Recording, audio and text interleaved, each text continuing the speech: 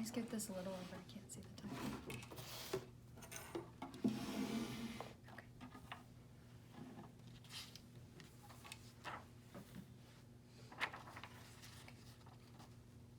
It was finally Christmas break, and I was looking forward to doing nothing more than sitting in my recliner at home and doing absolutely nothing.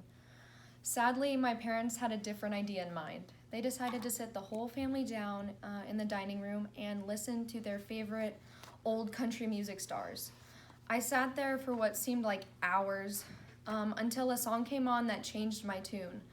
I could tell it was old by the scratchy tone of the recording, and in the distance I could hear the faint whistling of a train. As it grew louder and louder, I felt like a train was in the room with me. I could hear the steam whistle blow, and I could hear the train chug down the tracks. I had never, ever heard a song like this before, and I had to figure out who was playing it. DeFord Bailey is an important early figure in American country music history.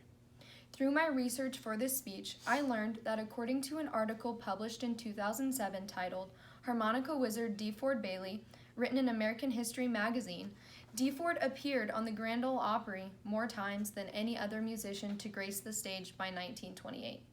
Now, not only was this a great accomplishment for any country musician, but DeFord himself was an African American, making him one of the first African American country music stars of his time.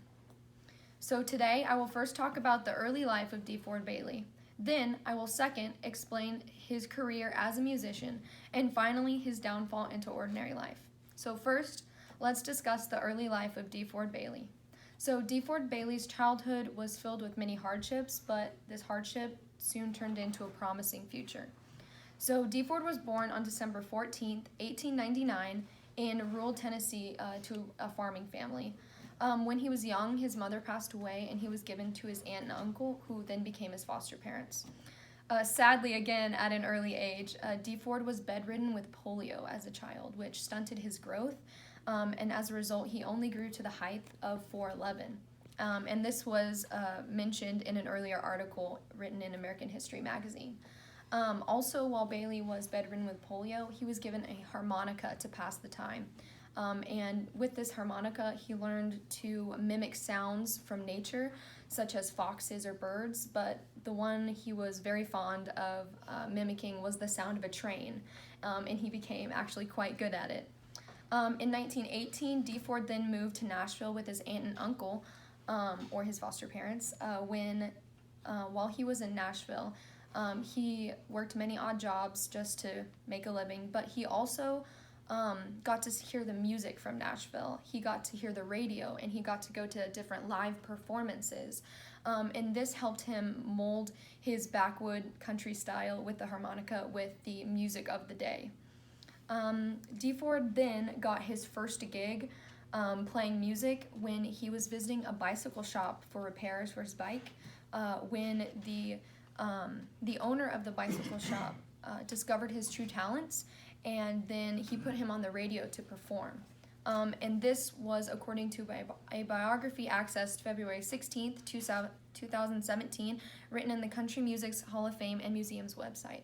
So when he got his first gig, he started making different musical connections, and that eventually helped him get on to one of Nashville's most popular radio shows called WSM Barn Dance, where he became very popular. So now that we first understand how Bailey's love for music came about, let's second discuss his career as a musician. So DeFord Bailey's musical career was unprecedented at the time, but the success was not to last for long.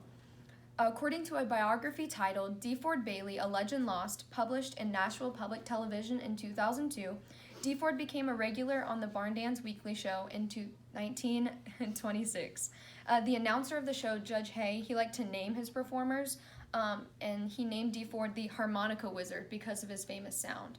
And it was also rumored that DeFord's sound also helped name the Grand Ole Opry, the Grand Ole Opry, just because of his grand sound. Nobody had ever heard anybody play the harmonica that way before.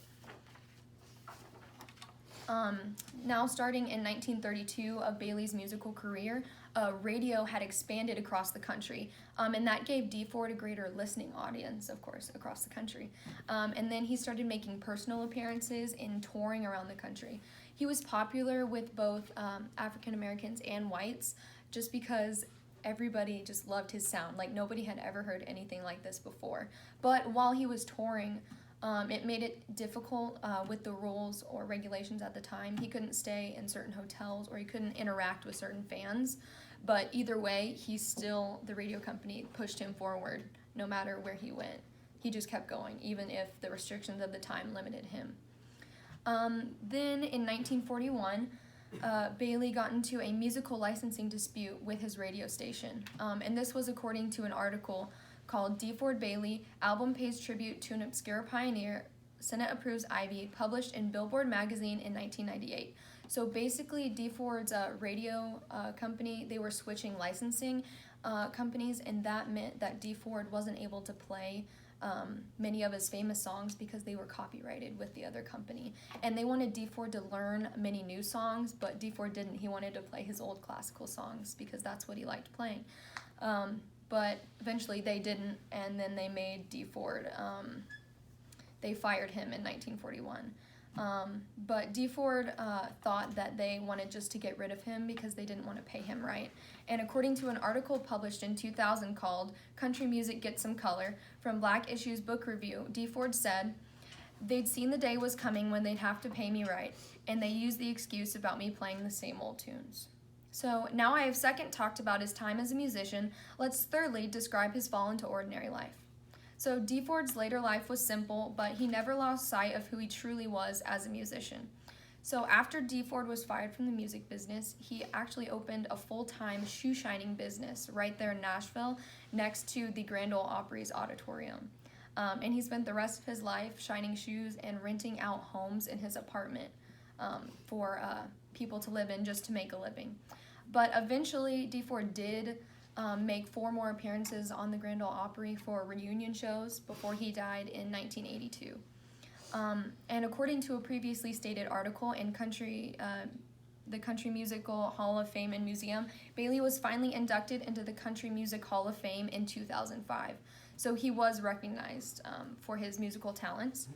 And his son, D. Ford Bailey Jr., after he passed, also recognized his father's musical talent, and in a radio interview from NPR Radio in 1991, titled D. Ford Bailey, Country Music Harmonica Player, D. Ford's son made these comments about his father. He said, "Matter of fact, he played the harp better than I could talk. Really? Yeah, it was just a gift, I guess. A gift from God." So with D. Ford's death, it marked the end of his musical talent. So now let's finally review. So today we have looked at D. Ford Bailey's amazing life. This includes his early life, musical career, and sadly, his downfall. D. Ford Bailey was one of the first African-American country music stars, but sadly, he is relatively unknown to music lovers.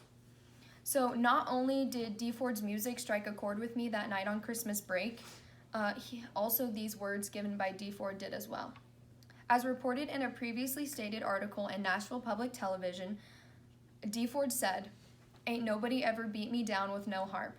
Trying to beat me down is like trying to outrun a Greyhound bus. I got notes harder than Muhammad Ali can throw." Thank you.